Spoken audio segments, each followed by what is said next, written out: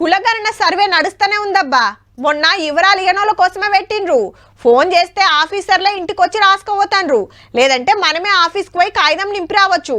ఓ 16 లక్షల మంది ఉన్నారట గసంటోళ్ళు. ఇంకో 6 రోజులు దానిక ఛాన్సు. ఇక అప్పుడు ఈ లెక్కలు ఆ లెక్కలు అన్ని కూడి రిపోర్ట్ ఫైనల్ చేస్తారు. బీసీల బలగం ఎంతో తేల్చి రిజర్వేషన్లు పెంచే కార్యం అన్నట్టు. ఇక దళితుల డిమాండ్ ఇగొగ్గిది. ఎస్సీల రిజర్వేషన్ 18% పెంచాలి, తెలంగాణ బడ్జెట్ లో 18% ఫండ్స్ ఇవ్వాలని కాంగ్రెస్ అధ్యక్షుడు ఖర్గే సార్ కి ఉత్తరం రాసిండు చెన్నూరు ఎమ్మెల్యే వివేక్ వెంకటస్వామి సారు. కులగణన సర్వేల దళితులు 100కి 18 మంది ఉన్నట్టు తేలింది కాబట్టి అంతమంది రిజర్వేషన్లు పెంచి నిధులు ఇవ్వాలనేది సార్ మాట. 12 ఏళ్ల కిందట 15% నిధులు ఇవ్వాలని కాంగ్రెస్ గవర్నమెంటే చట్టం చేసింది. ఇప్పుడు జనాభా పెరిగినట్టే నిధులు గిన పెంచాలని కోరిండు పెద్ద మనిషిని.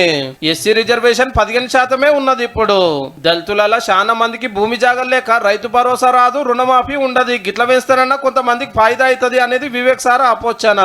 ఈ ముచ్చటిట్లుంటే చెన్నూరు నియోజకవర్గంలో తిరుక్కుంటా పబ్లిక్ తిప్పలు అరుచుకుంటా పార్టీ కార్యకర్తలతోటి మీటింగ్ పెట్టిండు. ఎమ్మెల్సీ ఎలక్షన్ లో కాంగ్రెస్ పార్టీని గెలిపియాలని ప్రచారం చేసిండు.